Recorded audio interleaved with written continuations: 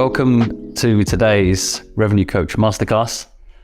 I'm Alistair Cole, your host for this session and the CEO and co-founder of Revenue Coach, a sales coaching platform that demystifies the process for founders and accelerates startup growth. This is the 9th live Revenue Coach Masterclass, where we explore some of the current challenges in the workplace for founders, for startups, and for professionals whose responsibility is to generate revenue. And today's topic is how play helps startups win. And I'm delighted to welcome Pauline McNulty, who is our guest today. Hi, Pauline. Hi, Alistair. Great to be here. Thank you for having me. Absolute pleasure. So Pauline's on a mission to heal the world through the power of play. She's a co-founder of Playfilled, which boosts creativity and connection in the workplace with playful programs and tools. And Pauline, you're also a founder, mentor, and advisory board member, NED. Thanks very much for joining us today. Can you start by just telling us a little bit about you and your role at Playfilled? Sure. Thanks again for having me. Co-founder of Playfilled after many years in the corporate world.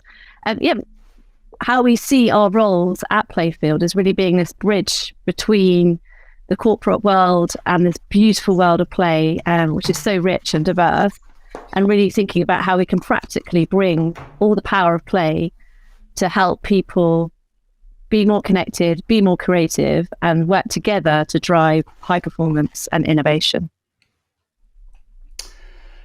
Thank you. And you know, that makes so much sense to me in the workplace. I've spent decades trying to bring that kind of culture into workplaces through innovation initiatives and other things. And that word play, for me, it's filled with happiness and smiles and challenges and rewards. But for everybody who's watching live and recorded, let's start at the beginning. What do you mean by play? What do we mean by play in the workplace? So play at its heart, we see as a voluntary activity that we find inescapably enjoyable. And that can be rational or irrational. And it's diverse, like people. So what you find deeply enjoyable, Alistair, may be very different to what I find enjoyable. But what we will see when we kind of engaging in play is that we kind of get into the flow, we lose a sense of time. And often it can be an activity, but it can also be just an experience. And what's really interesting, particularly in the context of work, is it can also be a mindset to which you approach your life and the things that you have to do within in your life. Yeah, the concept of flow, Mihalichenko's flow, you know, something we share in common is computer science is about going. I remember spending hours as a product engineer right in that flow, the halfway between challenge and reward, and it being a time just slipping away because you were having such a good time. Yeah. I've heard you talk about purposeful play. Can you talk a little bit about that? Absolutely. So I guess in the play world, the idea of purposeful play, you know, there's two schools of thought. So I guess how we see it is that play is always purposeful. And the reason being is that having fun and getting all the rewards of engaging in an activity that's just deeply enjoyable is a fantastic purpose in and of itself. The second way we could, the second way we can think about purpose though, is that often when we're doing something we deeply enjoy, it can be towards a specific outcome, whether that be kind of fixed or open outcome. So if you think about experimentation, or you think about a game, that again is a purpose, and you're but you're really deeply enjoying what you're doing. So there's a whole range of purpose that you can have when it comes to play. Yeah, that makes perfect sense. The idea of just playing for the sake of it is so enjoyable as well, as having a kind of goal to shoot for. You know, it's all around us, right? In the sports we play and the challenges we have on often, and even work, kind of work life. Oh, there's all these challenges and all these play things out there. Why is it so hard for businesses and companies to kind of bring that spirit into the workplace? How come everybody isn't doing it? I think there's a few things we see. I guess it's kind of how organizations have traditionally been designed, that play and work have been held in opposition. And the fact that you can be having fun while achieving an outcome, I guess, is still fairly new. Whilst lots of people enjoy their jobs, there is this kind of this myth, I guess, that exists around that. And alongside that, another myth that we see is that kind of it's only for children. And so even the word play can be quite confrontational for some people. And they think, well, how is that relevant? Why are we talking about it?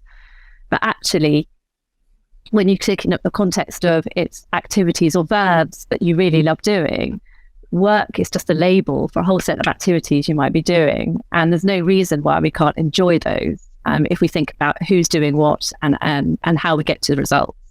So we think there's a massive opportunity to really think about it more consciously and design organizations to get people doing more of what they love, more of their time. And it's unquestionably easier to build those cultures and get people behaving in a particular way when organizations are small. So in the startup size, right, you'd think, I know from experience, that actually us embedding culture is a lot easier to do it now. So what would be your, thoughts about how startups can benefit from this versus large organizations? Do they have the inside track and how can they use it? So I think the opportunities for all types of organizations, but you're absolutely right. I think startups don't have the legacy potentially of traditional larger organizations, and being in that kind of growth, like the initial setup and then through the growth stages, you have this opportunity to shape a culture that's going to see you through all of those stages, and you can make your own choices and nurture a culture that has play embedded into it more consciously, rather than having to kind of unlearn behaviors potentially when you're kind of in a large organization. So, I think if this is something that appeals to people within startups, I think it's like, well, how do you use that as a competitive advantage? I think would be super interesting. Okay. And what would be your kind of first suggestions to somebody at an organization of any size, startup or larger? What are the first things they should be thinking about if they like the idea of bringing play in? Where should their mindset be? Well, I think there's kind of two things I'd point to. One is firstly thinking about the ways that we can play at work, and think about which area might be the most relevant for you to start. So we see there's 4 ways in which play can kind of appear in a workplace. The first one being the space. So does it invite lightness? Does it help people feel relaxed? So thinking about the space. And often people say, what about Google Slides? And we're like, well, yes, that can be play for some people, but it's quite an infantilized view of play. But when you go into a space, whether you're feeling free and open and you're going to be kind of more relaxed in it. So the first one's space. And the second way you can think about play at work is achieving a specific purpose or outcome. So often you might have strategy days or innovation processes running, and you've got different choices you can make about the methods that you might use to get to that outcome. And some examples might be Lego serious play and as for strategy. And that's a great example of we've got something chunky to do, we're gathering people to do it. How might we use play as our method to kind of get there? The third way is really thinking about your behaviors and your culture. Again, when you're in an environment where lightheartedness, curiosity, experimentation, that kind of openness of spirit, that mindset of playfulness is encouraged or not. So thinking about to what extent those behaviors are encouraged in and nurtured within your culture is a really good way to think about it. And then the last piece of the puzzle within the kind of the play at work is thinking about the act of the work itself. So how can you think about what's play for each individual, and how do you allocate work both within teams and across teams to enable people to do the work that they love more of the time. And there's kind of such a big prize here in terms of thinking about how work is done and who does what, and really kind of designing so that people get to do more, because all the benefits of the individual and for the collective, and in terms of motivation, well-being, etc., are huge. So that's the first piece, is kind of looking at those 4 areas and saying, where's our opportunity? Where's the first place that appeals to us to look? And then once you've identified that, the second thing is to kind of raise your awareness of what's actually happening already. And the way to do that is kind of to start asking questions. So and posing questions to each other. So for example, I could ask you, how do you like to play? What do you deeply enjoy? And those conversations about this topic don't necessarily happen as a matter of course. And exploring as a team, when are we operating at our best? What are the characteristics and what's happening? Where can we leverage what's already happening and build on that? So that kind of point of really just getting curious about what's happening. And then from there, design some experiments. So depending on where you want to look, you might say, actually look at a resource like Hyper Island, which has got amazing different playful tools and techniques, and say, actually, rather than having a standard meeting to solve this problem, we're going to try a new, different playful method and see what happens, see what you learn. Those are fantastic. It's like 6 really juicy takeaways. I've so many questions about all of them. I loved number 5 about the debate, almost a debate. Let's talk about play. Because actually it's one of those things that we don't talk about. How do you like to play? Where would people play? I love that idea that actually let's talk about it. Let's chat about what's working, what's not. I love that. And the space. I remember at a previous agency, we had one breakfast bar. There were a couple of breakfast bars, but one in particular, that kind of, chest high with some bar stools. And it just became the superstar of the floor, because you drift in and out, you join for spontaneous meetings or not spontaneous meetings or coffee. That little area was a catalyst for play, which was really interesting. You talked about Google Slides or any kind of slides and leaving that to one side for play, and that makes perfect sense. But that's kind of the only bit about tech you mentioned here. And I know that Playfield are working on a platform, and you're looking for pilot partners. You didn't mention technology. Can you tell us a little bit about the platform or technology tools that could be used for play? Absolutely. I think, I guess I see technology embedded in all of those touch points we spoke about, in terms of your employee experience, your customer experience will all be enabled by technology. So as much as you're looking at how you're solving problems, looking at your behaviors, tech will either encourage playfulness or be a hindrance, depending on where you are. So this is all about looking at tools to, I guess, embed the behaviors and or tools that help you build awareness. And I guess at Playfield, the way we think about it is that it's a bit of both. So we have some tools that help answer the question, how do I like to play? And we can actually gather data on that now. And we can then look at the profile, the play preferences for an individual, then look at the play preferences for a team. And from that, generate a new conversation and start people from an understanding of the language of play, which then helps them kind of fast track that exploration of how might we play more together to achieve results. And then the second piece, in terms of what I said around kind of our kind of enabling behaviors, play is so powerful at connecting people and being helping them be creative. Insofar as that, you, particularly in a hybrid world, we all know the challenges around connection, and there's this lovely interlink between being creative together and how that fast tracks connection. And we are developing a platform which will enable people to do that, embed that into their ways of working. And that's as you said, we're looking for pilot partners who can really kind of help us build up the stories of how this works in practice. Excellent. And we've dropped Pauline's email address into the comments, so we'll reiterate at the end if anybody'd like to be part of that pilot group. And you mentioned hybrid right there and remote. And while we've got you, right, I'd love to hear your thoughts from experience and research on how is it harder to play virtually? Can it even be done? Can you run kind of playful experiments virtually? And if you can, what would be your top tips for doing it remotely?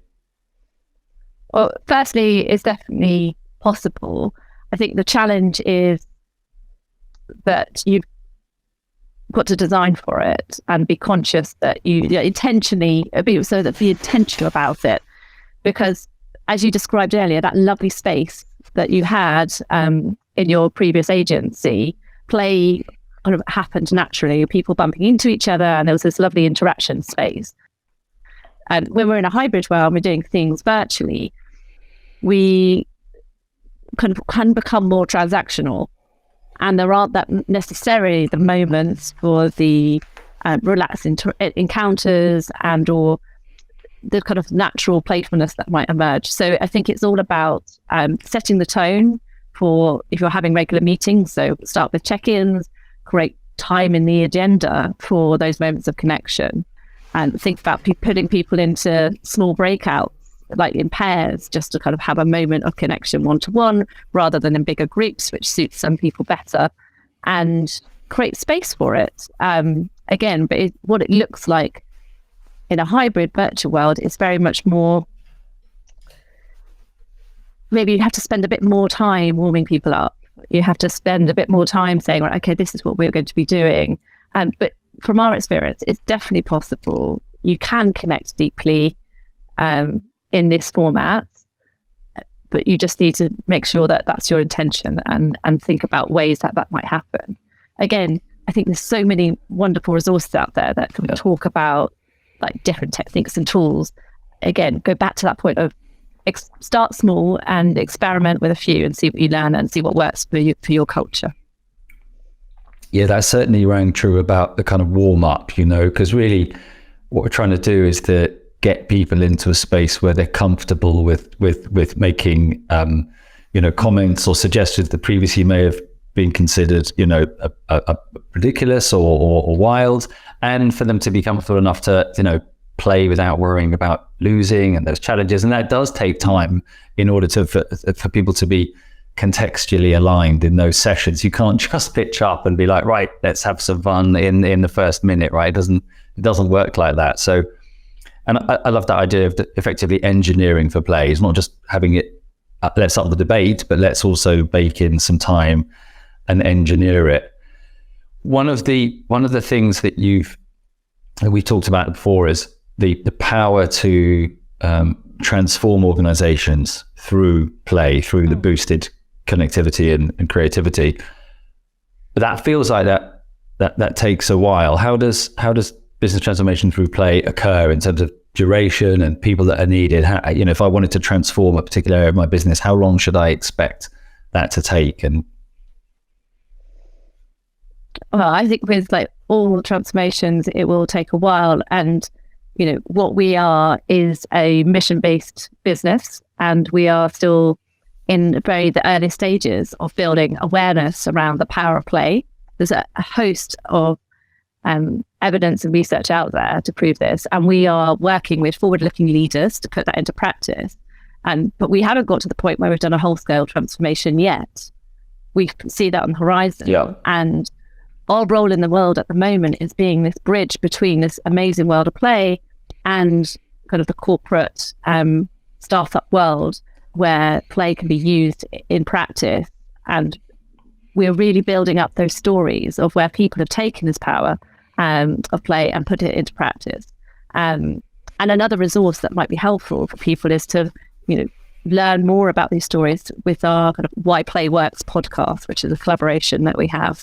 And that really is just starting to kind of find those leaders who have put play into practice in their organizations and seeing where it's taken them. And in terms of experiments, right, you talked about working down the chain through various steps to right, let's design some experiments. And you talked about Hyper Island, there are other resources on there. Do you have any, sometimes I've seen whole organizations be onboarded into a new thing. I've also seen smaller teams go in as kind of, early trialists to see if it works. What would be your, any guidance from you on one way or the other, or how those experiments should be started? I think it all depends on sponsorship. So I think with any, this is like an invitation to play. So if someone is feeling that they want to run an experiment, depending on their role and their position, it will either be small scale or large scale, and what it will,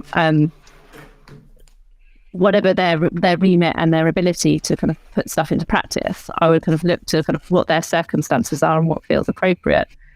But having said that, starting small is always better, because without over-engineering something, you can then get learnings quicker and then adapt and learn more effectively, and then really kind of tweak to say, right, okay, what's working, what's not working. So kind of starting smaller always feels better, and then let it naturally ripple out rather than it being something too forced.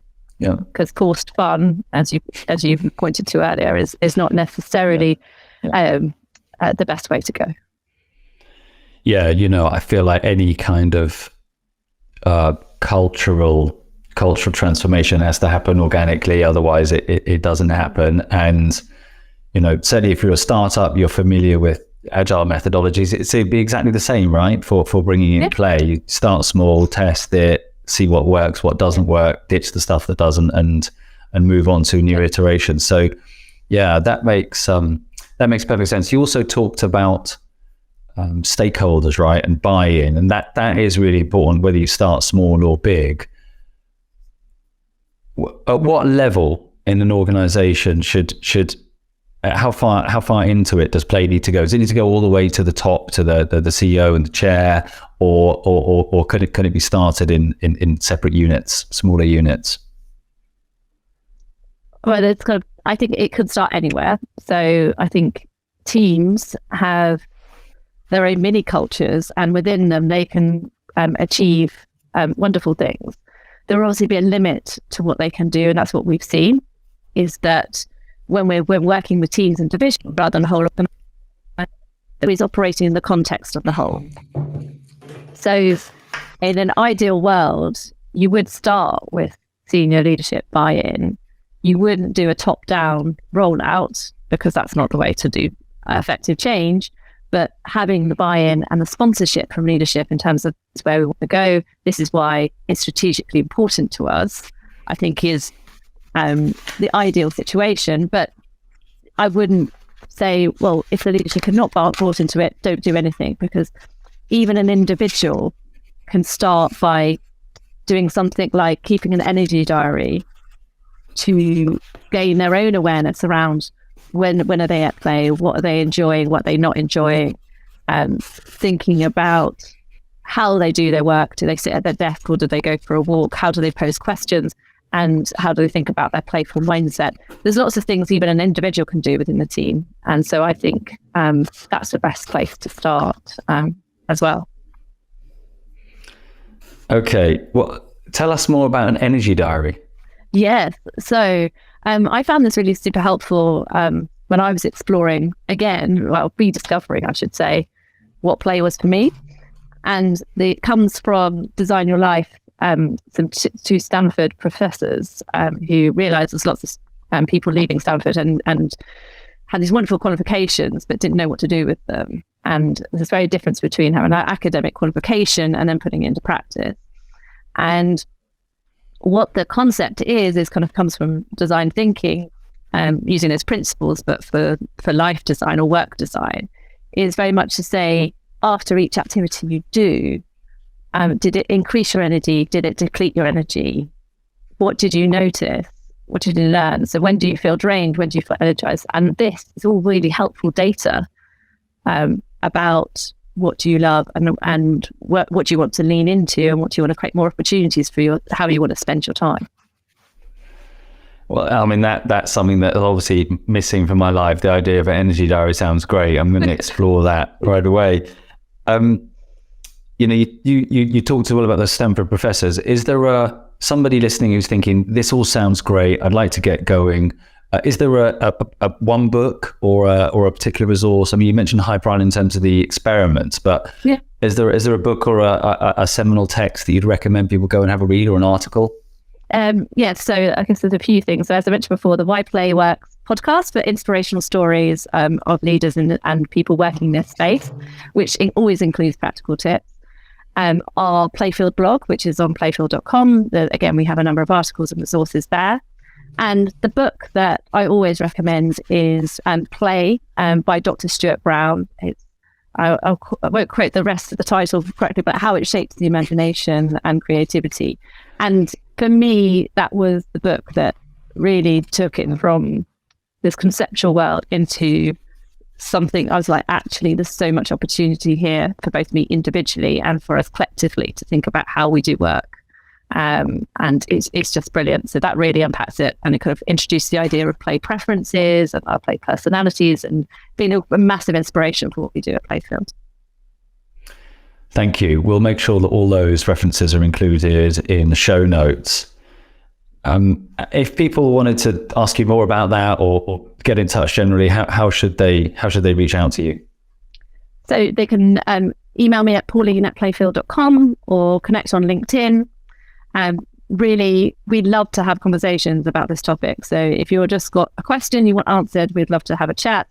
And as you said before, if people are curious and up for experimenting and would love to be potentially interested in our pilot that we're running for an enterprise platform, it'd be great if you got in touch and we can tell you more about that. Thanks. And those details are being posted in the LinkedIn chat now. Love that you talked about conversations and having chats, and because that was one of the things that jumped out for me. You talked about one of the steps that people can take practically is raise the level of debate effectively. Mm-hmm. And I think somebody at a startup, whether they're a founder or not, right now, watching, listening, could put a slot in the diary and let's have a chat and talk about play. Where are we playing? Where are we not playing? Nice and easy. It's a meeting as a kind of first day. I feel that would be really, to raise the profile, a good way to get started. So that's really sadly all we've got time for today. Pauline, that's been fantastic. I love those kind of four or five insights that you dropped together. They were super helpful. Is there anything that you'd like to leave the listeners, watchers with now? Any key takeout from you? I guess the main thing is that play is already happening in your life. And this, the main call to action is just to notice that, be aware of that, and then use that as a basis to build on it, to increase it both for yourself and for others around you, because the benefits are huge. And who doesn't want to kind of achieve their purpose in a more fun and proven to be more effective way? Yeah.